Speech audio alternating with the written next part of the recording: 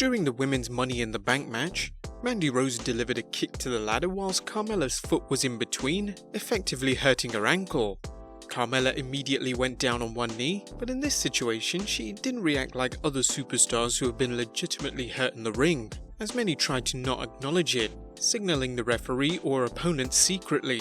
Carmella, however, looked as if she was shooting in the ring by shoving Mandy Rose 3 times and yelling "Get away from me," before signalling the referee on the outside to check on her.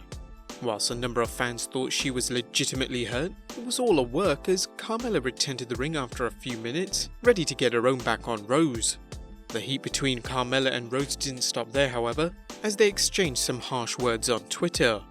Rose initially tweeted, "Wow, I had that. We had that Sonya Deville.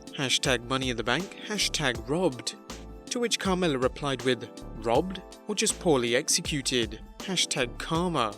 Rose followed up with, "Aw, how's your knee, honey? Also, go back to being a brunette. You're never gonna look like me."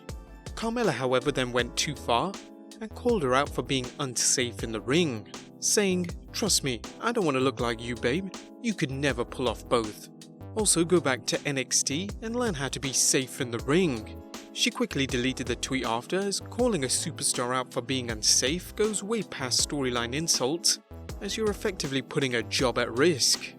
Did you guys think it was too far? Let us know in the comments below.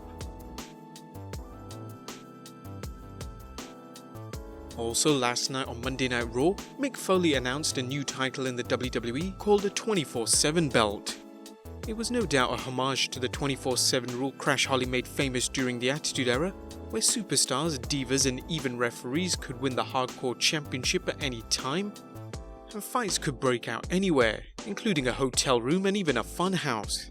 There were some of the funniest segments during the Attitude Era. The Hardcore legend explained the belt can be won by anybody on the Raw, SmackDown, NXT, 205 Live and NXT UK roster. In all honesty, the idea sounds great, and it at least gives something to do for those who have been overlooked on the roster every week. In fact, already we had 3 champions in one night, that being Titus O'Neil, Robert Roode, and finally R-Truth, though we confused it with the defunct European title. Whilst the idea was great, the belt however looked atrocious, something you'd find as a default belt on SmackDown vs Raw 2010. And if you look at WWE's clip on YouTube of the unveiling, you can see the dislike ratio is almost reaching half. Fans also quickly took to social media to mock the belt. These are some of our personal favourites.